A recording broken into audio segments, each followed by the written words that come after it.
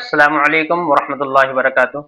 محترم ناظرین، میں آپ حضرات کے سامنے وضو کرنے کا مسنون طریقہ سکھاؤں گا۔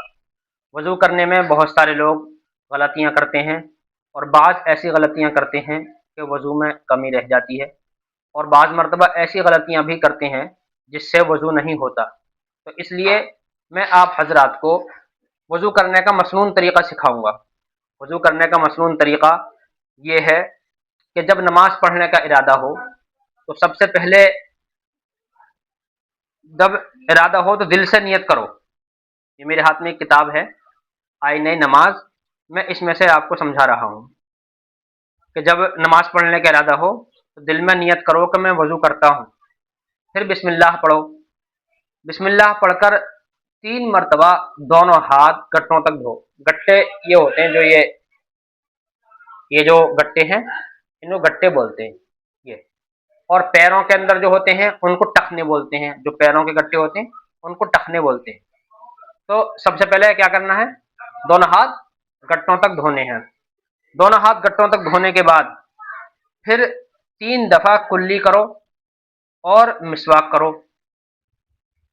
اس کے بعد 3 دفعہ ناک میں پانی ڈالو، اور بائیں ہاتھ کہتے ہیں اس کو، یہ والا الٹا ہے جس کو الٹا ہاتھ کہتے ہیں، لیفٹ سائڈ کا، تو بائیں ہاتھ سے ناک صاف کرو۔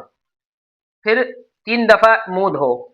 منہ دھونے کا کیا طریقہ ہے، جب ہم منہ دھوئیں گے تو پیشانی کے جو یہ بال ہیں لاسٹ والے، یہاں سے لے کر اور یہ پورا جو حصہ ہے یہاں سے نیچے تک یہ دھونا ہے، ایسے پورا، یہ پورا دھونا ہے۔ اور داڑھی کا خلال کرنا ہے، داڑھی کا خلال کرنا ہے، تو یہ بھی سنت ہے داڑھی کا خلال کرنا۔ یہ جو حصہ یہاں سے لے کر کان کی جو لو ہے یہاں تک مل جانا چاہیے پانی، یہاں تک، اور یہاں تک مل جانا چاہیے پانی، تو یہاں تک دھونا ہے پورا۔ یہ 3 دفعہ منہ دھونا ہے، زیادہ بار نہیں دھونا چاہیے، زیادہ بار دھویں گے تو پھر یہ کیا ہے، اسراف ہے، یعنی فضول خرچی ہے۔ تو اس لیے زیادہ بار نہیں دھویں، صرف 3 بار دھویں۔ اس کے بعد دونوں ہاتھ کوہنیوں سمیت دھویں گے۔ جو کوہنی ہے ہماری، یہ کوہنی تو یہ ہے، اور یہاں تک دھونا کوہنی سے اوپر، یعنی جو کوہنی ہے یہ کوہنی یہ پوری یہاں تک ہے، تو یہاں تک دھونے اور احتیاط کے لیے۔ تو ایسا نہیں کہ کوہنی یہاں تک ہے تو صرف یہیں تک دھوئیں، تو یہاں تک دھوئیں پورا اوپر تک۔ ایسے ہی سردیوں کے اندر جب ہم وضو کرتے ہیں تو سوٹر جرسی پہنے رہتے ہیں تو یہ اوپر کو نہیں ہوتا، تو وہ اتار دینا چاہیے، جیکٹ یا سوٹر کو اتار دینا چاہیے، پھر وضو کرنا چاہیے تاکہ یہاں تک دھل سکے، کیونکہ وہ اوپر کو سرکتا نہیں ہے، تو اس لیے پورا یہاں تک دھونا ہے، پورا یہاں تک۔ تو یہ 3 دفعہ دھونا ہے۔ اس میں دھونے کے بعد اس کو 3 دفعہ پانی بہانا ہے، ایسے بہا لیں پانی کو، پہلے سیدھے ہاتھ پہ پھر الٹے ہاتھ پہ۔ بعض لوگ ایسا کرتے ہیں، ایسے کرتے ہیں، ایسے کرتے ہیں، ایسے کر کے یہاں پانی بھر کے اس میں، اور ایسا کرتے ہیں۔ یہ ضروری نہیں ہے، بلکہ ایسا بہا سکتے ہیں پانی اس طریقے سے۔ تو ایسا ضروری نہیں پہلے ایسے بہانے کا پھر ایسے کریں، تو اس طریقے سے کرنا ضروری نہیں ہے۔ بعض عوام نے سمجھ رکھا ہے کہ ایسے ضروری ہے کرنا، تو اس طریقے سے بلکہ نہیں کرنا چاہیے، سیدھا سیدھا پانی بہائیں اس طریقے سے۔ اس کے بعد پھر دونوں ہاتھ جب دونوں کوہنیاں دھل گئی کوہنیوں تک، اس کے بعد مسح کریں گے۔ مسح کیسے کریں گے، مسح کرنے کا طریقہ یہ ہے کہ دونوں ہاتھ ہم نئے پانی سے بھگوئیں۔ ایک تو پہلے سے پانی میں بھیگے ہوئے ہیں ہی، تو دوبارہ سے نئے پانی سے بھگوئیں۔ نیا پانی سے جب ہاتھ بھگو لیں دوبارہ سے، اوپر کا حصہ بھی اور اندر کا حصہ بھی، بھگونے کے بعد میں یہ جو انگلیاں ہیں، شہادت کی انگلی یہ والی، یہ جو انگلی شہادت کی، ان کو الگ رکھیں، اور ان انگوٹھوں کو بھی الگ رکھیں، اور ان کو الگ رکھیں۔ یہ جو 3 انگلیاں ہیں اور یہ حصہ، اس سے مسح ہوگا، یہ انگوٹھا اور انگلی ان کو الگ رکھیں۔ تو ان 3 انگلیوں کو اس طریقے سے پھیرانا ہے، ایسے لے جائیں یہاں سے، اور پھر ان ہتھیلیوں سے ایسے واپس لے آئیں۔ اب یہ جو انگلی بچی ہیں ان سے کانوں کے اندر کریں مسح۔ اب یہ جو انگوٹھے بچے ہیں، یہ جو انگلیاں ہو گئی، یہ جو انگوٹھے بچے ہیں، آگے کا تو یہاں لگ گیا ایسے، اور پیچھے کا ادھر لگ گیا ایسے، ایسے کر کے ایسے گھما لیں، ایسے ہو گیا۔ اب یہ جو پیچھے کا حصہ بچا ہے دونوں، اس کو ایسا کر کے یہاں پہ گدی پہ مسح کرنا ہے، اصل تو پیچھے یہاں گدی پہ مسح کرنا ہے، گدی کا، گردن کا نہیں، یہاں سے پیچھے سے مسح کرنا ہے ایسے۔ تو یہ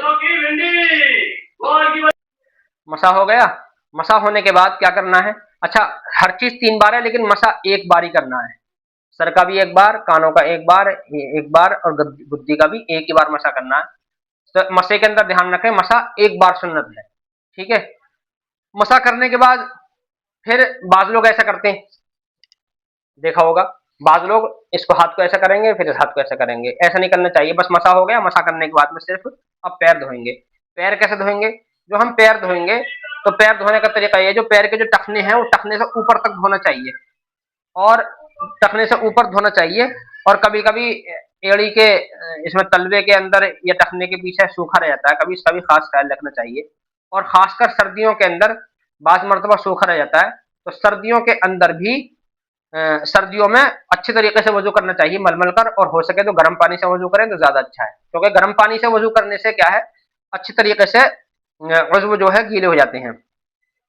पहले दायां पैर धोना है 3 मरतबा, फिर बायां पैर 3 मरतबा, हर वजू 3 मरतबा धोना है। अब ये वजू हो गया। अब इसमें कुछ चीजें ऐसी हैं जो मैंने अभी बताई नहीं है। देखो क्या है, ऊंची जगह पर बैठना है वजू करने के लिए। अगर मस्जिद में तो वजू खाने बने हुए होते हैं, लेकिन वजू खाना नहीं है तो ऊंची जगह पर बैठना, ऊंची जगह, ताकि छींटे जो है वापस ना आए।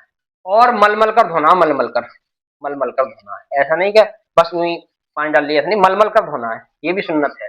इसी तरीके से पैदर पे करना है वजू। पैदर पे का मतलब ये है कि जैसे मुंह धोया फौरन बांध धो, ऐसा नहीं मुंह धोया और बात करने लगे या उठ के कुछ काम करने लगे फिर बांध धो रहे हैं, ऐसा नहीं, बल्कि पैदर पे करना। पैदर मतलब मुंह धोया, फिर फौरन जो है हाथ धोए, बाउंड धोई, फिर फौरन मसा करा, फिर फौरन, यानी एक साथ करना है वजू को। तो इसको कहते हैं पैदर पे। तो पैदर पे वजू करना है पूरा। और इतनी जल्दी वजू करना है कि पहला जो वजू हमने धोया है, जैसे मसलन हाथ धोए, तो वो खुश्क ना होने पाए, यानी सूखे नहीं, फौरन दूसरा धो ले हम। यानी पहला वजू सूखना नहीं चाहिए, फौरन हम दूसरा धो लें। इस तरीके से हमको वजू करना है।